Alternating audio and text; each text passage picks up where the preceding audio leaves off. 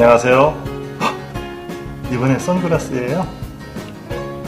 네, 사실 저번 시간에는 렌즈에 대해서 알아보신다고 하셔서 안경을 준비했고요. 이번 시간은 필터잖아요. 그래서 선글라스를 준비했는데 어때요? 준비성이 철저하시군요. 제가 강의할 때 좀 쉽게 설명을 드리려고 비유를 많이 하는데 몇 번 했다고 이제는 알아서 척척 준비하시는 모습이 아주 좋습니다. 여러분, 이번 강의는 선글라스가 아니고요. 필터에 대해서 알아보는 시간을 갖도록 하겠습니다. 네, 안경에 색을 넣는 그 선글라스처럼 카메라 렌즈에도 그 선글라스를 씌워진다는 의미로 받아들이면 이번 시간도 쉽게 설명이 될 것 같으네요.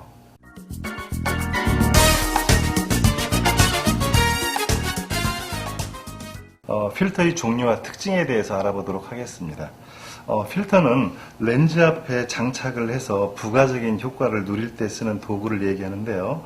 이때 주의해야 할 부분이 있습니다. 구입할 때 주의점을 얘기하는 거예요. 보통 렌즈를 살펴보면은 이렇게 숫자가 써 있는데 바로 이것이 렌즈의 구경, 즉 직경을 얘기합니다. 그러니까 여기에 지금 뭐라고 써 있죠? 55mm라고 써서 있네요. 58mm요. 이게 58mm. 네. 이게 바로 구경이군요. 예. 그렇기 때문에 이 렌즈에 맞는 필터를 사려면 58mm를 사야 된다는 겁니다. 예.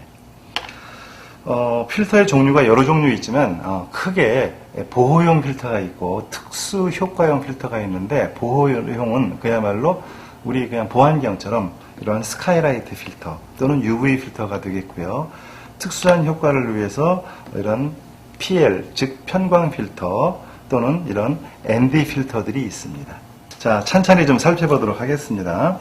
이 필터는 UV 필터인데요.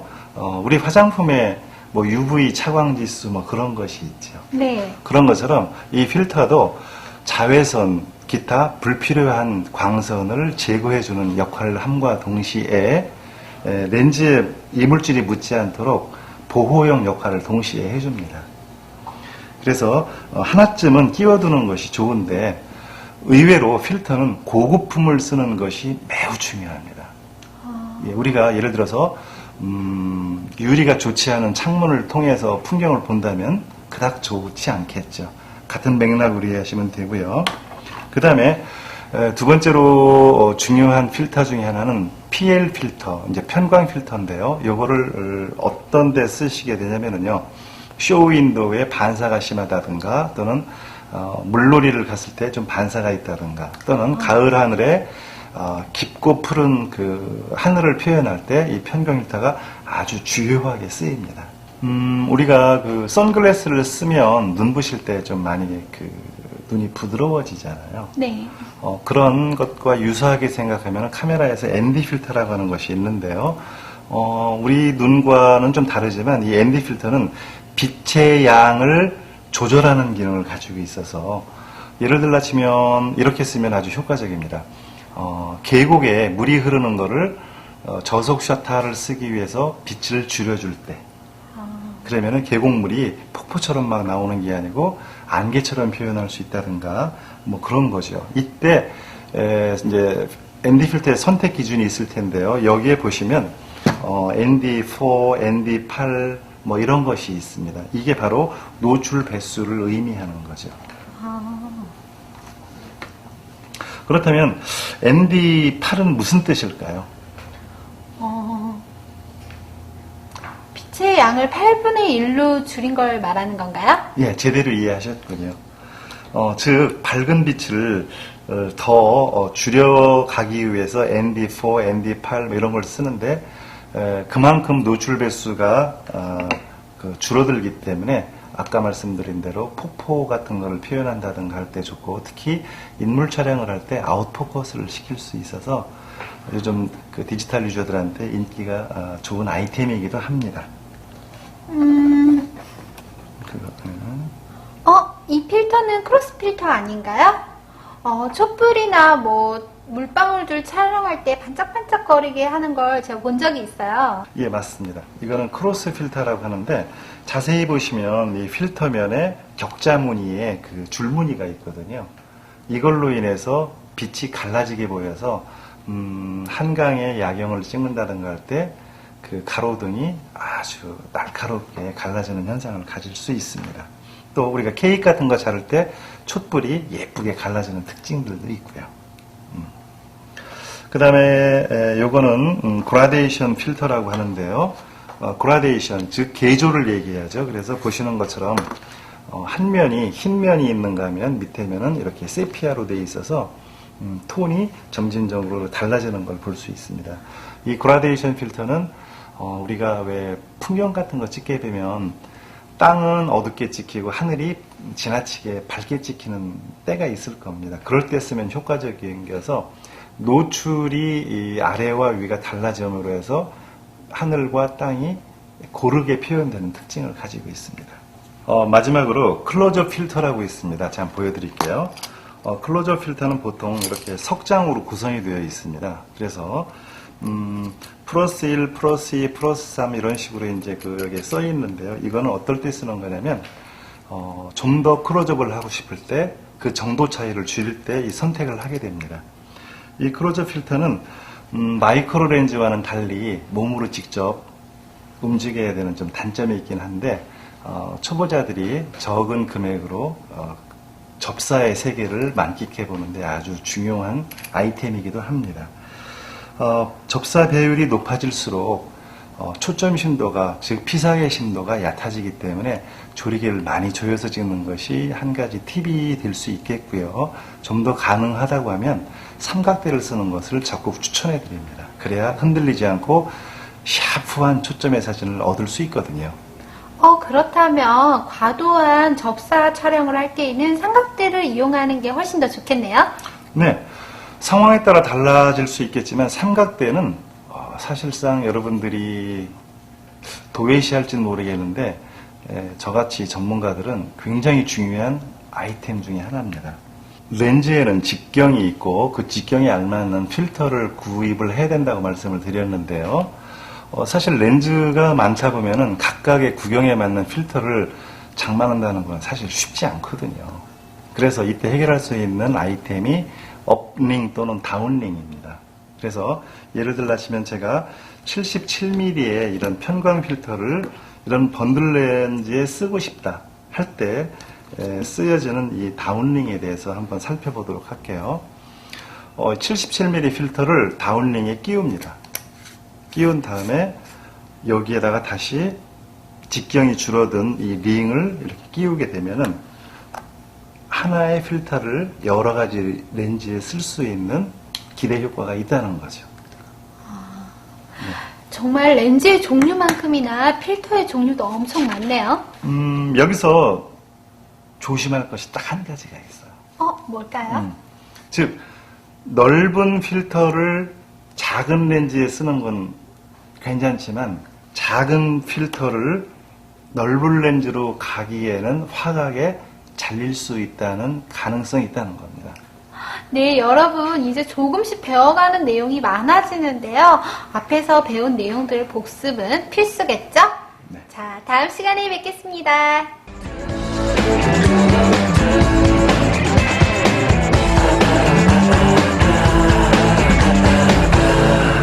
안녕하세요. 안녕하세요. 오늘 내심 기대를 했었는데. 그게 무슨 말씀이세요? 아니에요. 사실은 이번 시간이 노출에 대해서 공부를 해볼 건데요. 항상 강의 전에 준비가 철저하시길래 오늘은 혹시 노출이 좀 많이 된 옷을 입지는 않으셨을까 기대를 했었거든요. 선생님, 뭐예요? 너무 웅크하신 거 아니에요? 바로 강의를 시작하도록 하겠습니다.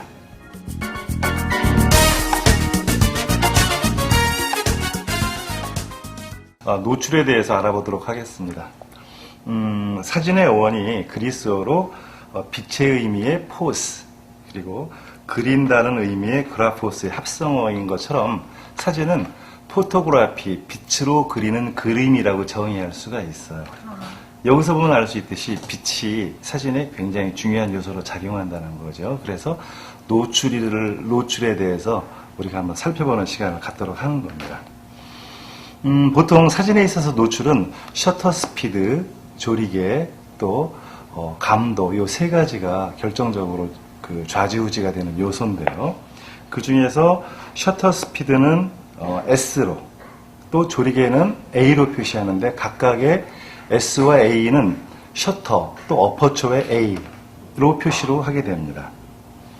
그렇듯이 노출은 구도나 초점과 마찬가지로 사진에 있어서 굉장히 중요한 요소로 작용하고 있기 때문에 이 노출만 완전히 정복한다면 한 단계 업그레이드한 사진을 찍을 수 있을 거라고 믿어 의심치 않습니다. 아, 노출이라 정말 엄청 중요한 거군요. 예전에 사진을 찍을 때는 셔터 버튼만 누르면 되는 건 줄 알았는데 점점 어려워지는 것 같은데요. 네. 자동 카메라는 셔터를 누르는 순간 모든 기능들이 자동으로 맞춰지기 때문에 사실 그렇게 고민 없이 찍어도 되지만 DSLR 정도 되면 내 의사 표현을 하기 위해서 어느 정도는 조절을 해서 찍게 되는데 그게 바로 노출이 영향을 많이 미친다는 겁니다. 즉, 그 노출은 조리개에 있어서 구경, 즉 조리개가 개방이 되면 빛이 많이 들어오게 되고 또 좁아들게 되면 빛이 적기 때문에 밝기 차이가 생기는 건데요. 예를 들어서 F22라는 수치는 구멍이 아주 작기 때문에 빛의 양이 적겠죠. 네. 반면에 F5.6쯤 된다고 하면은 조리개 구멍이 넓어지기 때문에 빛의 양은 많이 들어오게 되는 겁니다.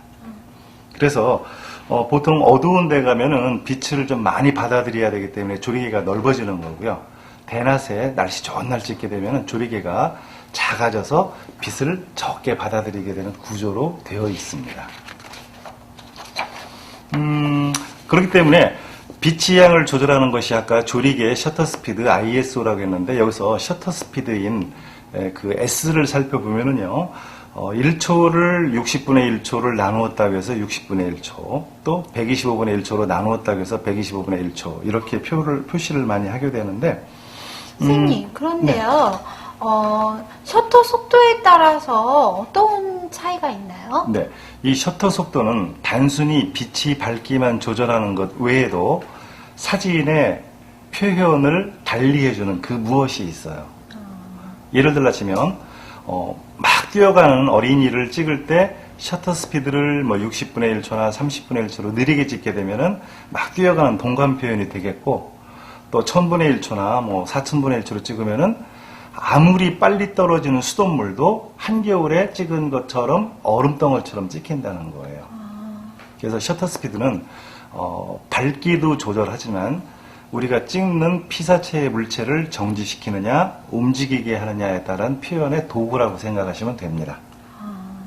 그렇기 때문에 사진은 노출을 좌지우지하는 요소로서 셔터 스피드가 있고 조리개가 있다는 걸 이제 아셨고요.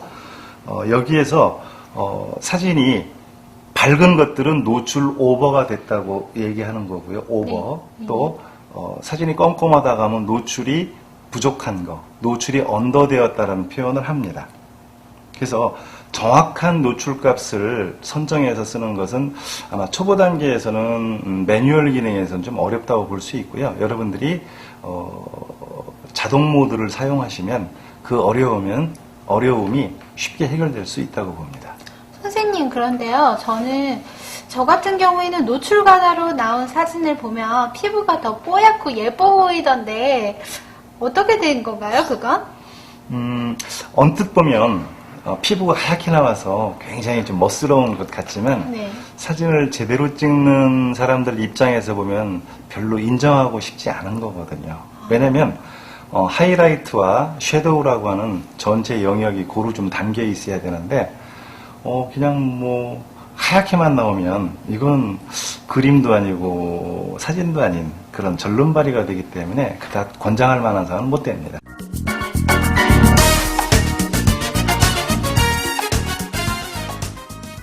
선생님, 연예인들이 잡지나 화보 촬영을 하는 걸 TV에서 본 적이 있어요. 촬영 전에 어떤 기계를 얼굴 가까이에 대던데 혹시 그게 노출과 관련이 있는 건가요? 네, 맞습니다. 바로 이것이 노출계라고 하는 기계인데요. 우리 카메라에 내장되어 있는 노출계로서 뭐 크게 부족함이 없습니다만 조명의 상태 또는 의상의 상태에 따라서 이렇게 기계가 재주는 값으로 찍어가지고 100% 만족하지 못할 수가 있을 때 바로 사용하는 겁니다. 그리고 이제 스튜디오에서 촬영할 때 많이 쓰이는 물건이기도 하고요. 보통 그 카메라에 내장된 노출 측정 방식은 TTL이라고 하는 방식을 쓰는데 through the lens, 즉 빛이 렌즈로 들어와서 카메라 바디에서 읽어낸 값을 TTL 값이라고 생각하시면 됩니다. 그 노출을 측정하는 방식에 대해서 좀 더 부연 설명을 하도록 하겠습니다. 노출을 측정하는 방식은 카메라를 찍을 때 하는 방식을 반사식이라고 하고요. 네. 그 이유는 빛이 지향씨 얼굴을 통해서 나온 빛을 카메라가 읽는 방식이거든요. 그래서 그거를 반사식이라고 하고요. 이런 기계를 써서 직접적으로 빛이 여기에 얼마만한 빛이 도달하느냐를 재는 것을 입사식이라고 합니다. 그래서 입사식은 반사식 측정에 비해서 굉장히 정확하죠. 주변 영향을 안 받기 때문에 그렇고요. 어떤 상태로 빛이 오느냐에 따라서 이렇게 헤드를 돌리거나 각도를 조절해서 빛을 읽어내기 때문에 굉장히 정확한데 여러분들은 거기까지는 필요 없고요. 그냥 TTL만 제대로 활용하셔도 성공하실 거라고 믿습니다. 네, 선생님, 그런데요, 어떤 것이 정확한 노출인가요? 초보 단계에서는 정확한 노출이 있습니다. 즉 카메라가 지시해주는 그 값을 그대로 찍는 건데 여러분들이 가끔 찍다 보면 사진이 허옇게 또는 검게 나타나는 것은 카메라 잘못이 아니고요. 그 안에 설정된 것을 세팅을 잘못해서 그런 겁니다. 정확한 노출이라고 하면 우리 피부, 즉 18% 반사율을 가진 우리 피부가 재표현이 제대로 되게 하는 것, 즉 살색을 제대로 나타나게 하는 것을 적정 노출이라고 보시면 됩니다. 선생님, 역시 노출이란 정말 어려운 부분인데요. 그래도 노출은 중요한 부분이니까 꼭 잊지 마시고요. 선생님, 오늘도 수고 많이 하셨습니다.